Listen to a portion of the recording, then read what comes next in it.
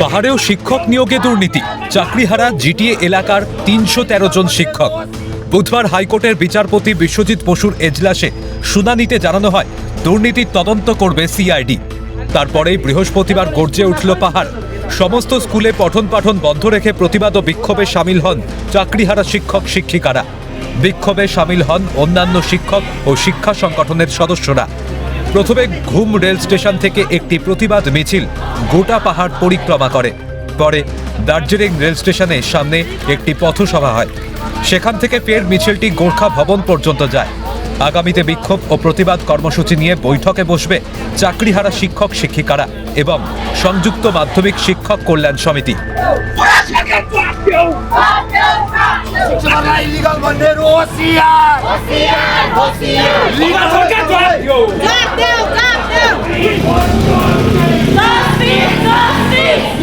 বছর ঘুরলেই বিধানসভা নির্বাচন, তার আগে নতুন করে বিপাকে পাহাড়।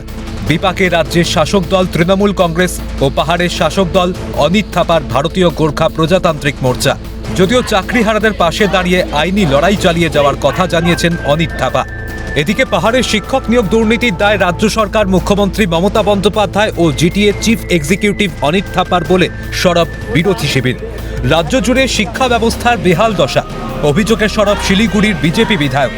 পাহাড় হোক সমতল হোক, তৃণমূল যেখানে থাকবে, কি বলে, জল, স্থল, মহাকাশ, সমস্ত জায়গায় দুর্নীতি ছাড়ার কোনো কথা হবে না। এই তৃণমূল কংগ্রেসের জন্য রাজ্যের শিক্ষিত বেকার যুবক যুবতীরা একদিকে চাকরি পেয়ে চাকরি হারাচ্ছে, আরেকদিকে এই দুর্নীতির কারণে নতুন করে কোনো নিযুক্তির পরীক্ষা পর্যন্ত হচ্ছে না। সর্বস্তরের মানুষের সমবেত হয়ে চেলাকাট ব্যবহার করা উচিত এদের প্রতি। একের পর এক দুর্নীতি, ভাবা যায়। এদিকে ২৬,০০০ নিয়ে এই পরিস্থিতি তৈরি হলো, এবার দেখি পাহাড়েও উঠে বসেছে। রাজ্যের অন্যান্য জায়গা থেকে জিটিএর পরিস্থিতি সম্পূর্ণ আলাদা।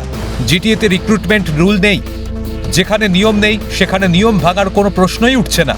পাল্টা দাবি ভারতীয় গোর্খা প্রজাতান্ত্রিক মোর্চা তথা গোর্খাল্যান্ড টেরিটোরিয়াল অ্যাডমিনিস্ট্রেশনের মুখপাত্র শক্তিপ্রসাদ শর্মা। দেশের অন্যান্য জায়গা বা রাজ্যের অন্যান্য জায়গার তুলনায় জিটিএর পরিস্থিতিটা টোটালি আলাদা। জিটিএতে ২০০২ এর পর থেকে কোনো রিক্রুটমেন্ট রুলই নেই।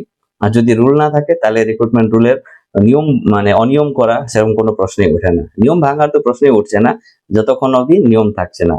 তো এই বোর্ডটা আসার পরে আমরা চেষ্টা করেছি অন্তত রিজিওনাল এসএসসি যেন আমরা ইমপ্লিমেন্ট করতে পারি।